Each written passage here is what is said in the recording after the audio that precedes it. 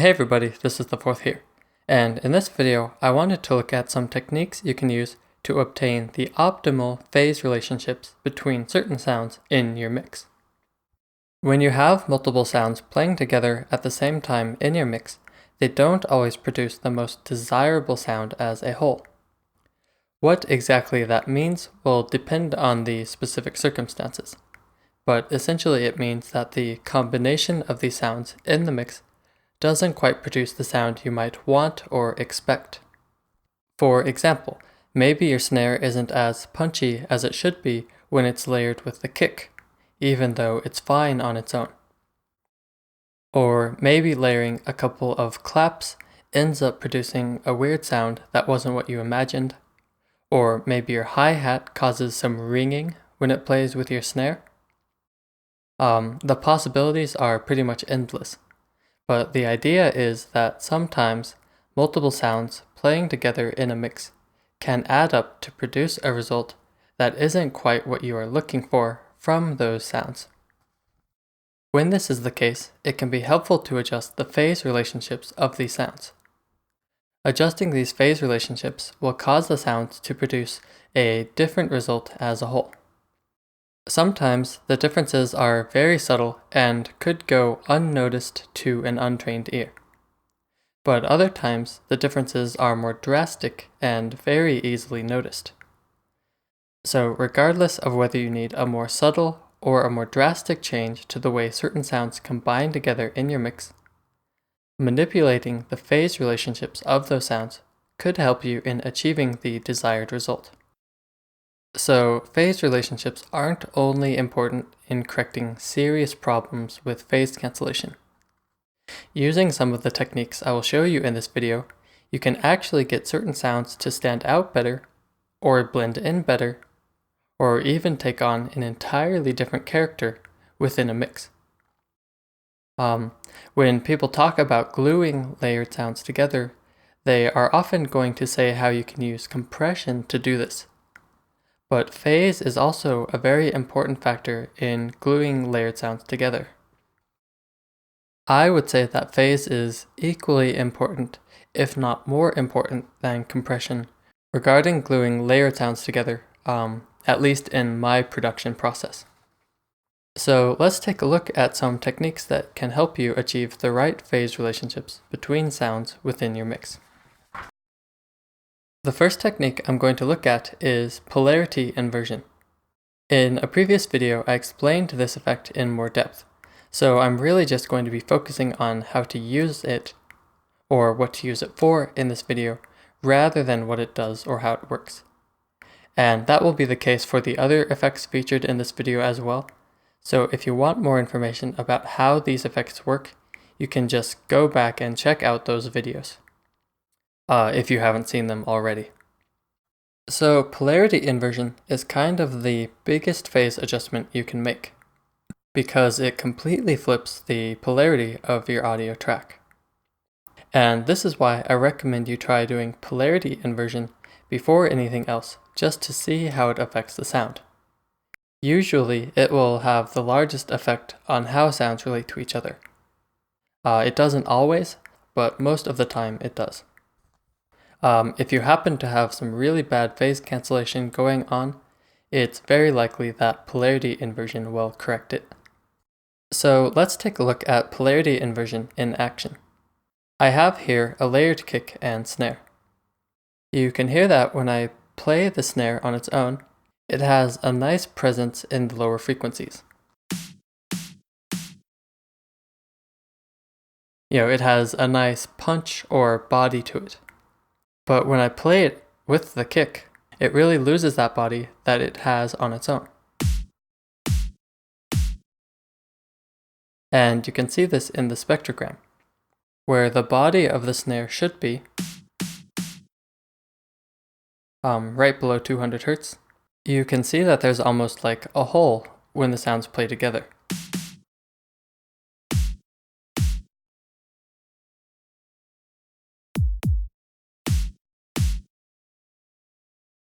But let's see what happens if I invert the polarity of that snare. And I'm going to do that just by enabling this option in the channel settings. Now the snare will sound exactly the same on its own.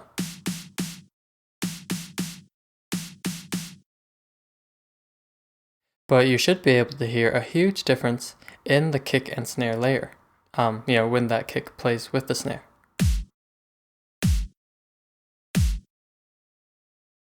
And I'll turn that off so you can hear the original way again. And I just turned it back on.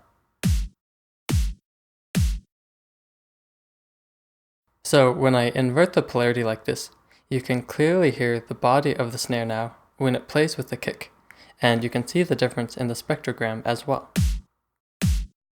Instead of having a hole there, it has a nice presence. And that's how it was originally. And here it is inverted. So this inversion causes a pretty big difference. And let's take a look at why that happens. So I have the same kick and snare sample in my playlist. And I'm just able to zoom in on them a lot. So we can see the waveforms. And you can see right now the snare is at its original polarity, and so is the kick. And when I overlay these two waveforms, you can see that they have some opposite movement towards the beginning of the samples. The waveform of the kick goes up when the waveform of the snare goes down, and vice versa. They're just these waveforms are a little bit opposite for a while.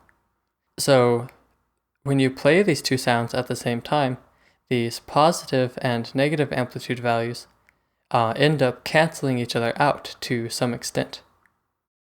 And this is phase cancellation, which causes us to lose a lot of that body of the snare.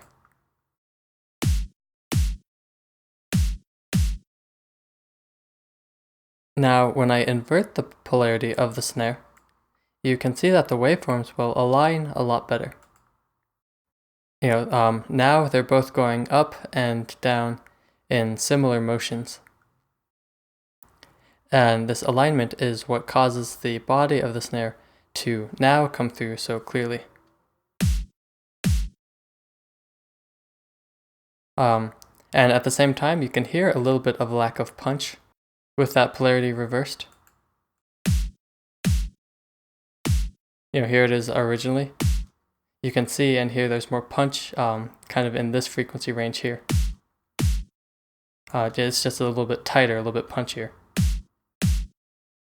And you can see in this waveform, that's probably caused by this area here, because you can see now this area is canceling out a little bit, whereas originally they were adding up, and there was that nice snappy punch, or the nice tight punch, just from all this parallel movement in the waveforms, and reversing the polarity kind of got rid of that a bit. So, which way you would set this to, whether you want it inverted or not, depends on which combination of these you prefer. Or maybe you prefer a different sound, which some of the other techniques will help you with. When you invert the polarity, all of these amplitude values are adding up to really cause that body of the snare to come through. And so in this example, you do hear a pretty big change. Because there is some serious phase cancellation going on originally, which you can fix by inverting the polarity. And the result isn't always this dramatic, but usually polarity inversion will cause a decent difference in the final output of layered sounds. And like I said before, you don't have to limit your use of the techniques I show you in this video to simply correcting major phase cancellation problems. Whenever I bring a new sound into my mix, I always try out inverting the polarity just to see which way it fits better in the mix. Does it sound better with its original polarity, or does it sound better inverted? And the reason I do this is because it's such an easy thing to do. In the FL Studio mixer, it's literally one button press to invert the polarity of a track. And, doing something so simple can make a big difference. And I'll just decide, whichever one it sounds better to me, whichever makes that sound fit better in the mix, I'll go with. Now, if simply inverting the phase doesn't quite get you the sound you want, then the next technique you might try out is making very slight adjustments to the timing of one or more of your sounds. This can be done using a delay in the mixer, by moving the waveforms manually in the playlist, or any other way you can think of that will change the timing of your sound or sounds by a very small amount. You can do this in addition to polarity inversion, or you can do this on its own. And that will be the case for all of the techniques I explain in this video. Sometimes you may only need to use one of them to get things to sound right, but other times you might need a combination. You can use any of them on their own or combine them in whatever way you need to get the sound you want. So yeah, let's take a look at how adjusting the timing of the snare affects its phase relationship with the kick. And like I said, you can adjust the timing however you like. In the FL Studio step sequencer, you have the shift option for each step, which is what I'll be using in this video. So to access the shift, you just click on the little graph editor here and go all the way to the right. And this allows you to shift each step in the step sequencer. So the shift just applies a slight delay to that step. And you can hear, as I add a slight delay, the kick and the snare will sound a bit differently when they play together.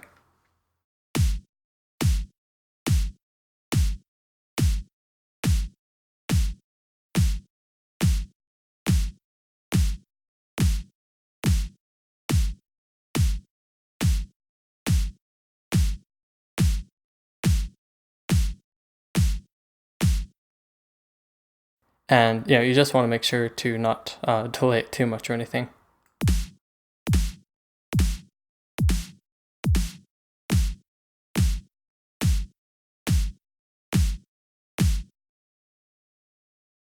So you can hear, as I add a slight delay, the kick and the snare will sound a bit differently when they play together. Different delay times can bring out the body of the snare by different amounts.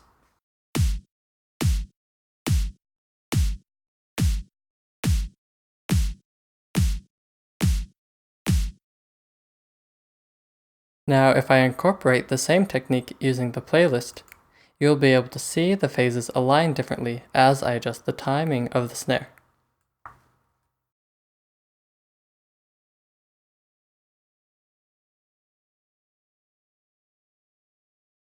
Which phase alignment will sound best just depends on the situation and your personal preference. Fixing phase cancellation is really easy if you can do it in the playlist like this, because you can basically just try to get the phases as aligned as possible. So like just looking at the phases, this could be a decent setting for the timing.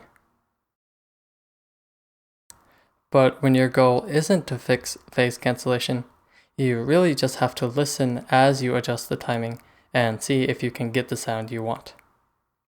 Now, if we listen to the layer again, you might be able to hear something happening when this timing is adjusted, and this might not be something you want to happen.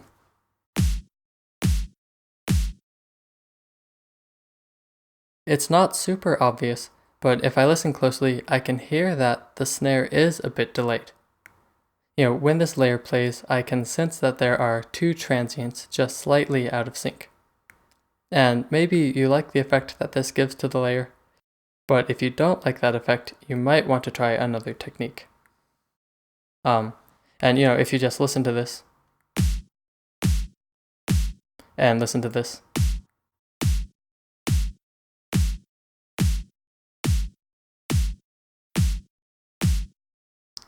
you might be able to hear what I'm talking about with the two transients. And this is mainly a problem only when using multiple sounds with sharp transients or sharp attacks, like a kick or a snare, or certain other percussion and certain leads or instrument sounds. But with some leads or other sounds that don't have such a defined attack as a kick and a snare, you won't really run into this problem, and timing adjustments might be a better option. So string sounds, pads, your sub bass, anything that doesn't have a very sharp and obvious transient will probably be better suited for these slight timing adjustments. If you happen to do any recording with multiple microphones on the same instrument, then timing can be a very important technique to get the layers of that recording to be in phase. This is because if your microphones are different distances away from the sound source, even if that distance is very slight, the sound waves will reach the microphones at slightly different times. So if you layer these recordings, you could get a comb filter effect caused by this. And a simple timing adjustment can potentially fix that very, very well. Now, the next technique I want to look at is similar in ways to timing adjustments, but a little bit different, and it only works for synthesizers. This technique is adjusting the phase or the starting phase parameter on a synthesizer. So adjusting the time of an audio sample will cause its waveform to move a little bit in the playlist. Adjusting the phase parameter on a synthesizer will do the same thing, but in a slightly different way. It doesn't actually change the timing of when the sound plays, but it does change the phase. So in some cases, adjusting the timing of a synthesized sound will cause a different result than adjusting the phase parameter, but they are somewhat similar. And I'm going to demonstrate this by playing a couple of sound waves at the same time. If I adjust the starting phase of one of them, you'll hear that the layer will sound a little bit differently, or even a lot differently.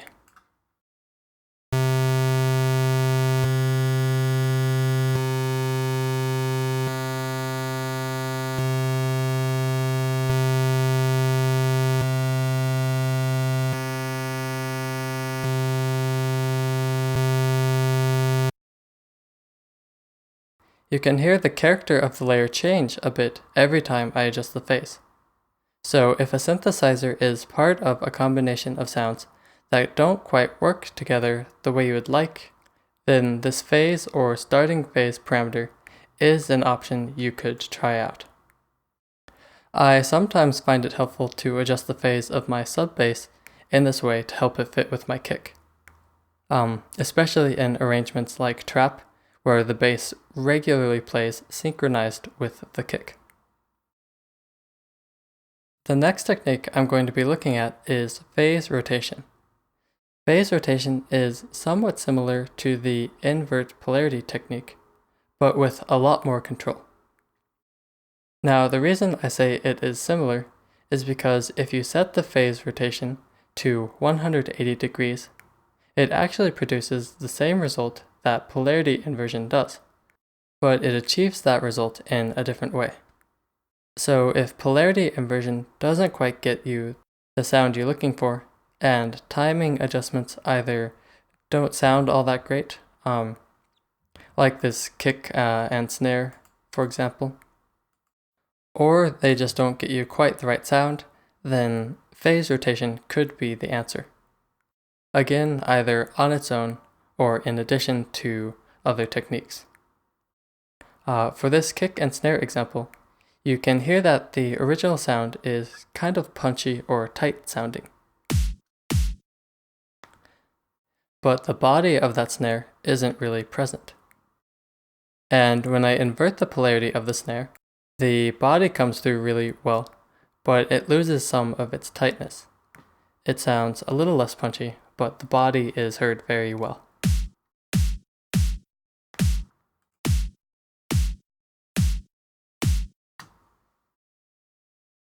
Maybe I don't quite like the sound of either of these and want a bit of a compromise between the two.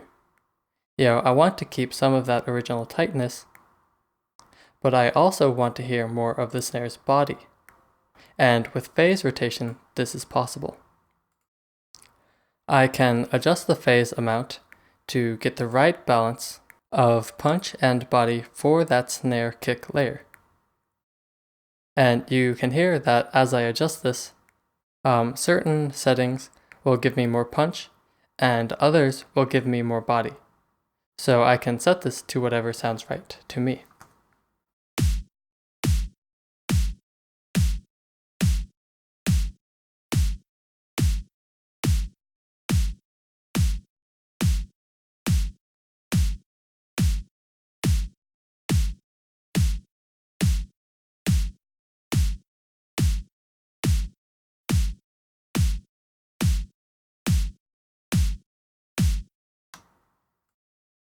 So as you can see, if you're having some trouble with your phases or just getting layered sounds to work together well, phase rotation can definitely be a powerful tool.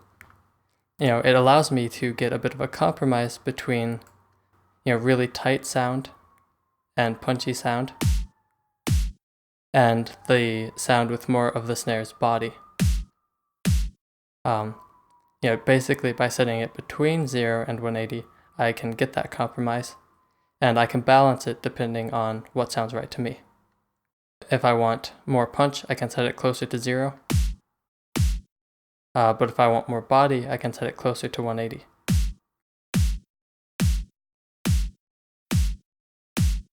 Or if I want, a perfect compromise, I can kind of set it at 90. So those are the more common techniques of adjusting phase relationships between sounds in a mix.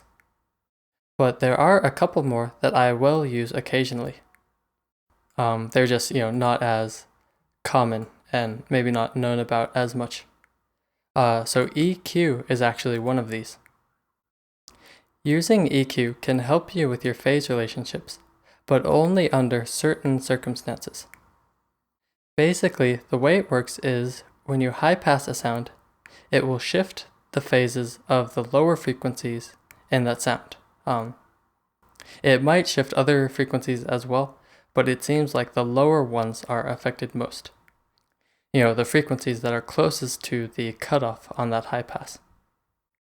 And depending on how steep your high pass is, and where you set the cutoff to be, the phase will shift by different amounts, and different frequencies might be affected. So this does have limited usefulness, but I do use it on occasion to get snares to fit better with kicks, and sometimes to get kicks to fit better with basses, and stuff like that. And the way I use this is a lot of the time I'm going to high pass certain sounds anyway. I just want to clean up the low end of my mix, so I'm probably going to high pass certain sounds. And so with a snare sound that is layered with a kick, for example, I might set the high pass while keeping phase relationships in mind. So I would set the high pass in such a way that it removes most or all of the frequencies I want removed, while also getting the phases of that kick and snare to work together the way I want. So for this kick and snare example, you'll hear that the sound this layer creates will change quite a bit when I turn this EQ on. So here it is originally, and here it is with the EQ on. Off, on. And this actually creates my favorite phase relationship for this layer that I've gotten in this video. It manages to keep the tightness and the punch really well, while also having the body of that snare come through. And if I adjust this cutoff, you'll hear that it will sound differently.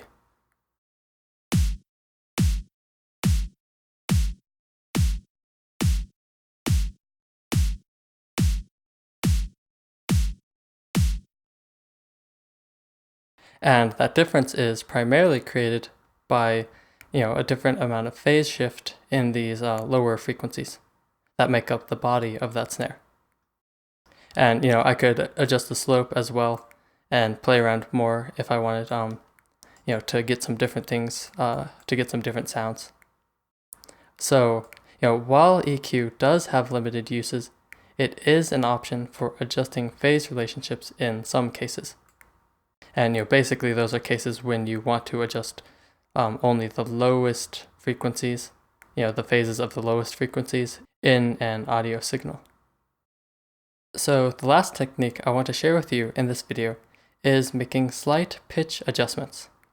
Like EQ, this also has limited usefulness, because while you can get away with adjusting the pitch of one-shot drum samples, and other one-shot samples and stuff like that, if you adjust the pitch of certain longer samples, it could cause timing problems in your track.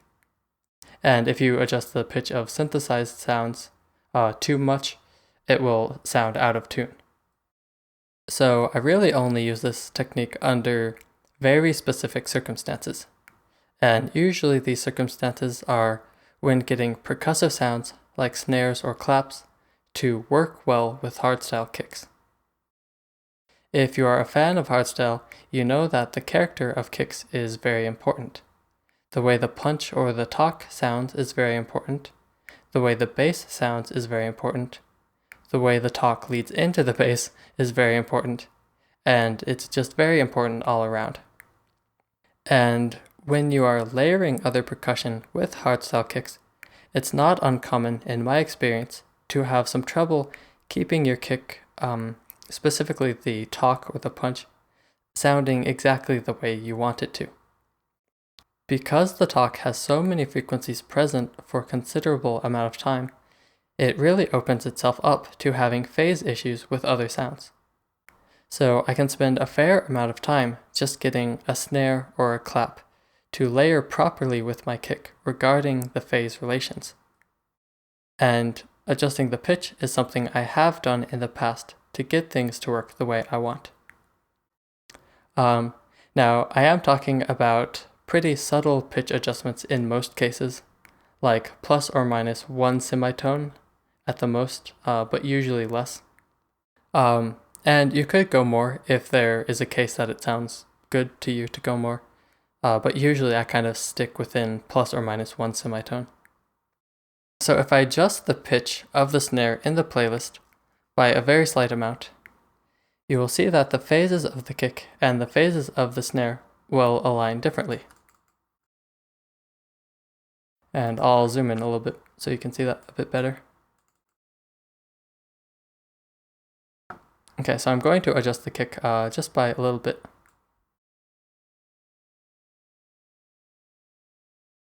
And you can see as I'm adjusting the pitch up and down, it's just aligning a bit differently. And what this can do is, rather than just changing its position in time or rotating its phases, it's changing, the frequencies of these sounds as well. So you can get particular ones to be more in phase with other ones out of phase, or, you can just have a little bit more control rather than just changing the time or rotating the phase. And, doing this changes the way the layer sounds. Sometimes it will even change quite a bit, but other times it will be more subtle. Now let's hear how it sounds with the kick snare layer. So I'm just going to pitch it up, one semitone.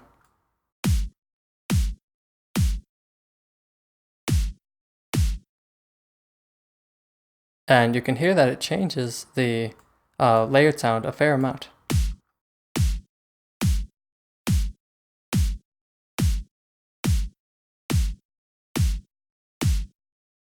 And different pitches just change it to be a little bit different.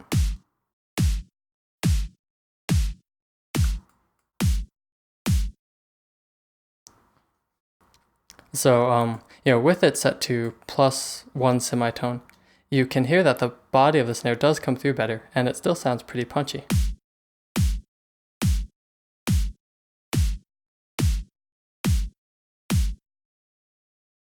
And if I solo the snare, you can hear that the snare sounds like it has had its pitch changed.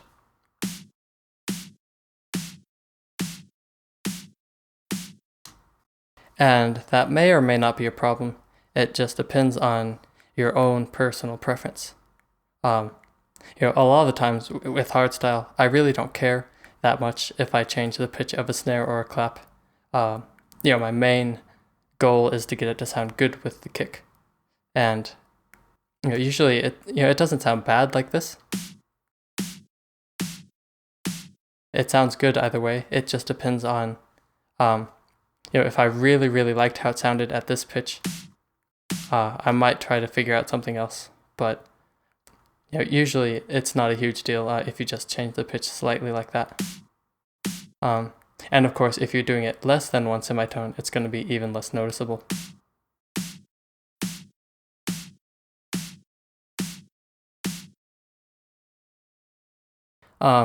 So if the snare always plays with that kick and never plays on its own, then it really doesn't matter how the snare sounds on its own, just as long as it sounds good with the kick.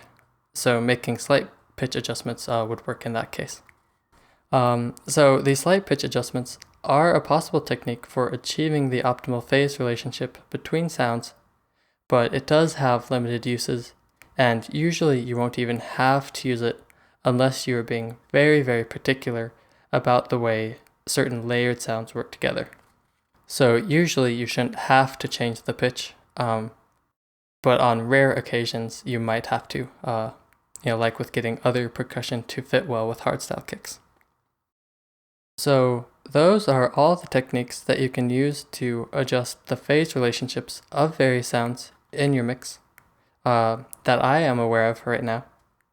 And by using these techniques, or possibly a combination of them, you should be able to fix pretty much any problem you might have with phase relationships, or at least get your phase relationships to a point that is acceptable and will sound good in your mix.